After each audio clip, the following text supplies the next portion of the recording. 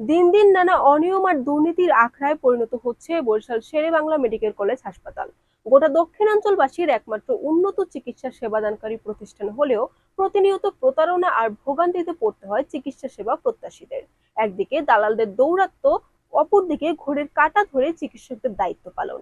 দালালদের প্রধান টার্গেট থাকে কোন রোগীকে পরীক্ষা নিরীক্ষা করার জন্য পাঠানো হচ্ছে, আর চিকিৎসকদের প্রধান টার্গেট ব্যক্তিগত চেম্বার।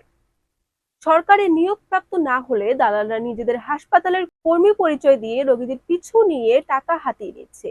তাদের ইনকাম একটাই, আর তা হলো রোগী এবং তাদের অভিভাবকের হয়রানি করে টাকা আদায় করা। এ ধরনের রোগী হয়রানির সময় প্রশাসনের লোক থাকলেও তাদের নীরব দর্শকের ভূমিকা পালন করতে দেখা যায়। অনুসন্ধানে দেখা গেছে একজন আয়া ও ট্রলিম্যান প্রতিদিন দালাল নিয়ন্ত্রিত ডায়াগনস্টিক সেন্টার থেকে কমিশন নিচ্ছেন ২,০০০ টাকার উপরে।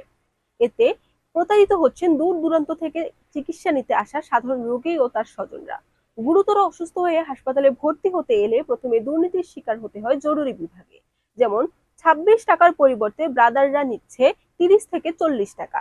রোগীর স্বজনরা টাকার কথা চিন্তা না করে তাড়াতাড়ি ভর্তি করে নেন ওয়ার্ডে। এরপর শুরু হয় আয়া বুয়া থেকে শুরু করে সব শ্রেণীর কর্মকর্তার দৌরাত্ম্য। হাসপাতালের চারদিকে লেখা আছে দালাল থেকে সাবধান, কিন্তু নিয়ম কানুন যেন ঠিক এর উল্টো। জরুরি বিভাগে কতিপয় কর্মচারী হাসপাতালের ট্রলি যখন অর্থের বিনিময়ে রোগীদের ওয়ার্ডে নেয়ার কাজ করেন। জরুরি বিভাগ থেকে নির্দিষ্ট ওয়ার্ডে ভর্তিকৃত রোগীদের নিয়ে গেলে বকশিসের নামে চাঁদাবাজি শুরু করে ট্রলিম্যানরা। প্রতিবাদ করলে তাদের হাতে হয়রানির শিকার হতে হয় রোগীর স্বজনদের।